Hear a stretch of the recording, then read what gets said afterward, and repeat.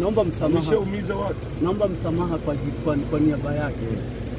Ninaumia sana, naumia kwa kitendo nilichomfanya. Nimeona nilikuwepo mkutanoni. Kwa sababu hali mbaya. Nilikuwepo mkutanoni. Naomba msamaha kwa mkutano mwingine. Itachukua nafasi yake. Hamna shida. Naomba. Hali ya usalama ya mkoa wa Tabora kwa ujumla wake ni shwari na wananchi wanaendelea na shughuli zao za kujiletea kimaendeleo.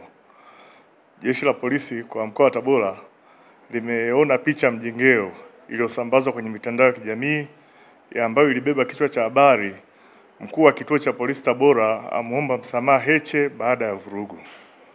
Jeshi la polisi mkoa wa Tabora linawataka wananchi waipuuze picha mjengeo hiyo, kwani ni ya uongo na yenye lengo la kuwahadaa wananchi.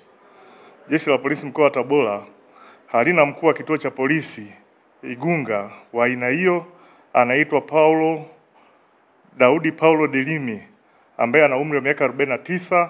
Huyu ni mkazi wa Mbagala A wilaya Igunga. Mtumiwa huyu amekamatwa na tunaendelea kufanya naye mahojiano kwa sasa ili kujua alioshirikiana nao kuandaa picha mjongeo hiyo hasi na potofu na kuisambaza ili hatua stahiki za kisheria ziweze kuchukuliwa dhidi yao. Makusudio yalikuwa ni kupotosha umma. Kama unavyofahamu kwamba jeshi la polisi linao utaratibu wa kutoa taarifa zake, ambapo kwenye ngazi ya mkoa msemaji wa jeshi la polisi ni kamanda wa polisi wa mkoa. Kwa hiyo kilichotokea ni upotoshaji mkubwa wa umma na hatua stahiki zitaenda kuchukuliwa za kisheria.